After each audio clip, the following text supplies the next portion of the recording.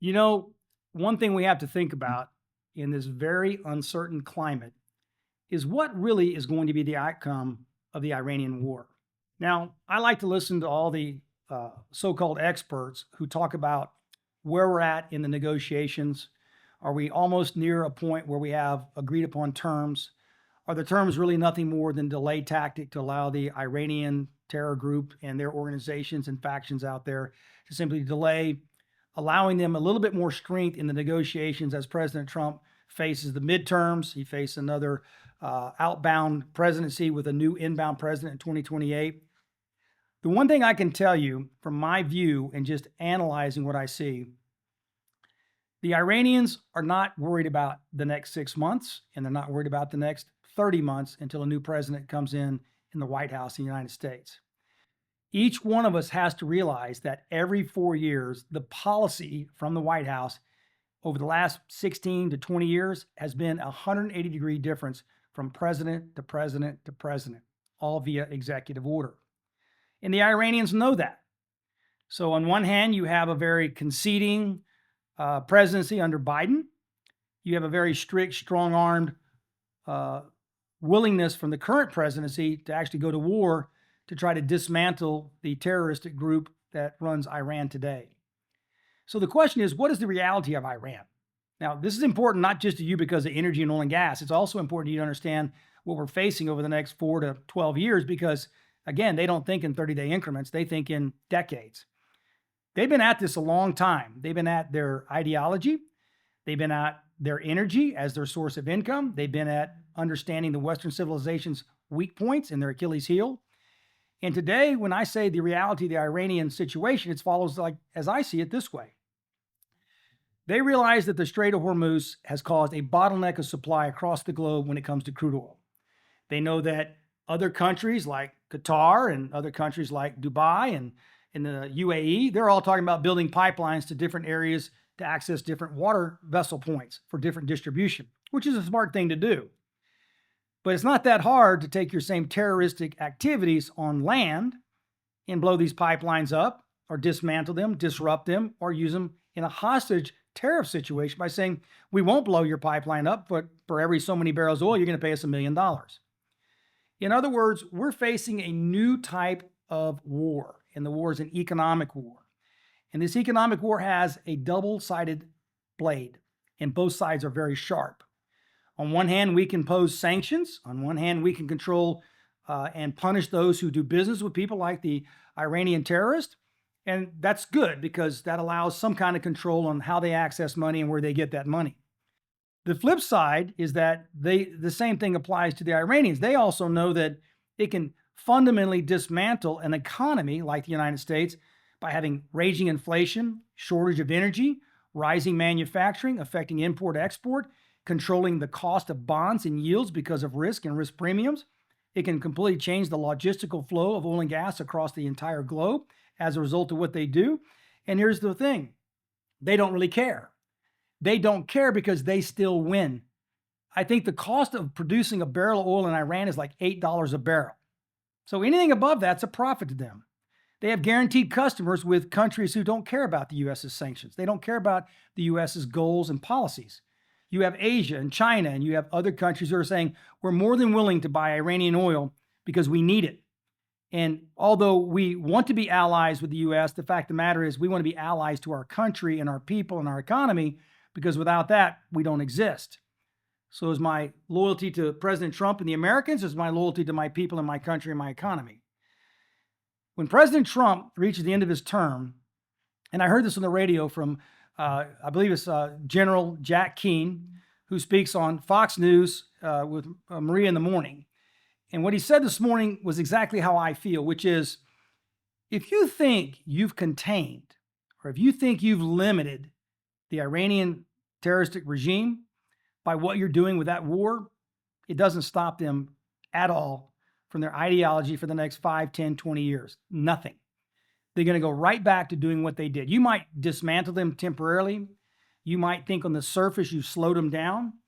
And all they're going to do is rebuild, replace, get smarter, figure out what happened during this war so it doesn't happen again.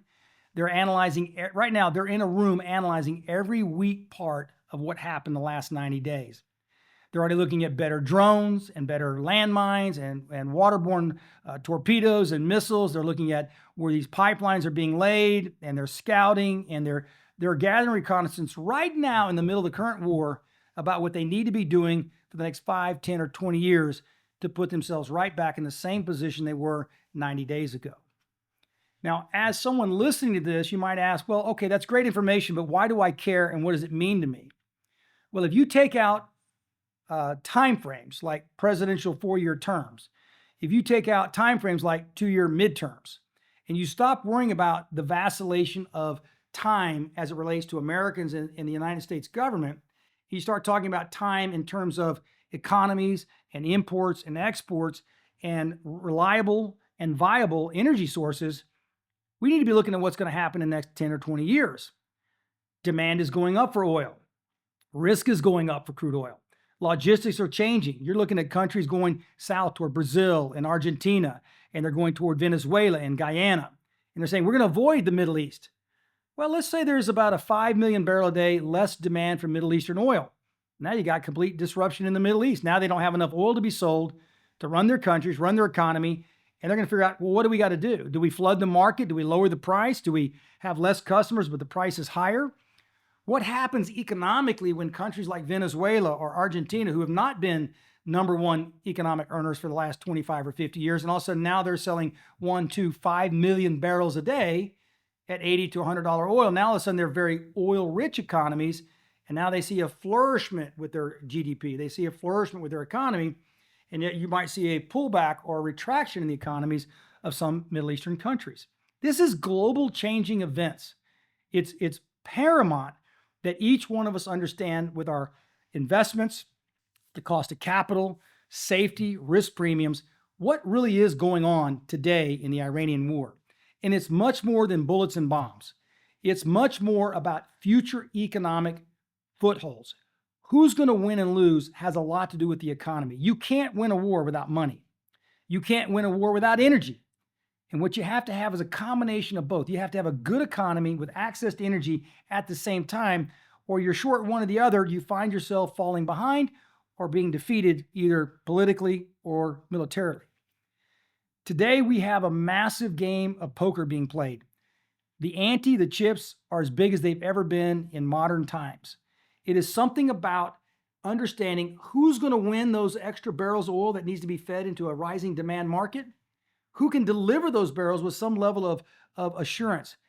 Do the terrorists stay in their part of the world in the Middle East, or do they start going down and saying, we want to disrupt Argentina and Brazil and Venezuela and Africa and other global producers? Do we want to put some terroristic activity down there to dismantle their attempt to try to take market share from the Middle East? Possibly. Does it have to be just Iran, or could it be some other Middle Eastern countries decide to covertly participate in disrupting that growth in supply, taking away their future supply and demand from out of their own Middle Eastern backyard? See, I think in long term, I think in 10, 20 years increments, because I've been around for 41 years in this business, and what I've seen is a lot of political decisions and a lot of economic outfall and fallout that comes from the price of oil and the movement of oil and the source and logistics of oil have changed entire economies overnight. Today, we have an entire geographically and geopolitically landscape that is eroding and changing right before your eyes. I think all of us need to think about what is going to happen in the future based on what we just discovered the last 90 days. My summation is simple. We all discovered that alternative energies don't work. We all decided and have seen very clearly in 90 days, no country survives without fossil fuels, and no country survives without oil and natural gas and liquefied natural gas. They can't put up a windmill, they can't put solar panels on cars, and they can't get enough coal to locations. The most fungible, easily, and logistically simple product of energy to move around the globe is oil and gas. And as a result, those who wish harm to civilized countries and wish harm to Western civilizations and flourishing economies have figured out the same thing. Better than bullets and missiles, better than bullets and bombs, is controlling energy. And if you do so in the correct way, you get a lot of things done, maybe not for the good, but maybe by the will of those who have something less important to do than having a successful economy.